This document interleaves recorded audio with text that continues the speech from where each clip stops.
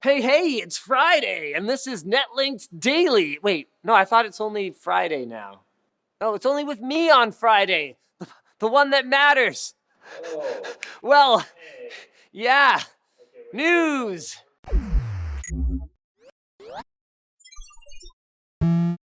So HP unveiled a pretty interesting product yesterday, the Z Turbo Drive Quad Pro. That's a mouthful of storage. It's basically a PCI Express card that serves as a dock for up to 4 M.2 SSDs with a max storage capacity of 2 terabytes altogether. There seems to be some confusion, though, about whether the 4 M.2 drives can be used as one drive effectively, or whether they'll just show up as 4 drives. But regardless, it looks pretty cool, I guess, and hopefully they'll release a version that supports up to 8 drives soon. They could call it the Z Super Turbo Mega Drive Octa Master thing, if it was a game console. Is that where you were going with that? Yeah. Nintendo, speaking of game consoles, had their first Nintendo Direct since the passing of former company president Satoru Iwata, and it was chock full of announcements. First and foremost, Cloud from Final Fantasy VII is coming to Super Smash Bros. For Wii U as a playable character, something that no one saw coming, not even him.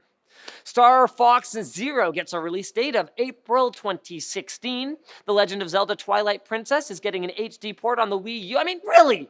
Have we gotten to the point where games that are like, what is Twilight Princess, 6 years old, is getting an HD port?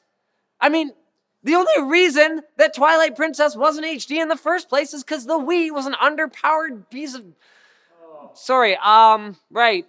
The 3 original Pokemon games for Game Boy are finally coming to the Virtual Store on the 3DS, and there was a bunch of other news as well. So if you're a Nintendo fan, check out the links in the description, or don't, if you're not a Nintendo fan. Or maybe you are a Nintendo fan, but you just are feeling confrontational today, in which case you can also not click on them. In other news, Valve's Steam machines officially launched recently, but a report from Ars Technica may be throwing a bit of a wet towel on the whole affair. Their report compared frame rates for various games, some of which are maybe not the newest, but I would consider them to be AAA titles running on Windows 10 and SteamOS using the same hardware, revealing a pretty significant disparity between the performance across these platforms. I mean, we're talking sometimes gaps as much as, 30 FPS. Not to mention that my review of Alienware's Steam Machine is actually coming fairly soon, and aside from performance, which I didn't even look at, I had enough problems that made me kind of go, well, shoot.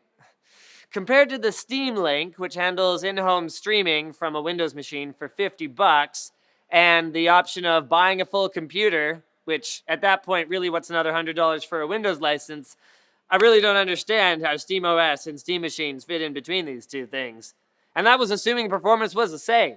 So, quick bits time! Watch company Fossil has purchased wearable company Misfit for $260 million. Looks like we'll be seeing some more fancy-looking wristbands on the market. I just hope they can find a way finally to make them fit. Asus has confirmed it plans on making a HoloLens-type headset. Will it involve a spun aluminum finish? Your guess is as good as mine. And if you're a fan of the original System Shock, you're in for a treat. Developer Night Dive is working on a full-fledged remake of the classic game. It's going to be called BioShock.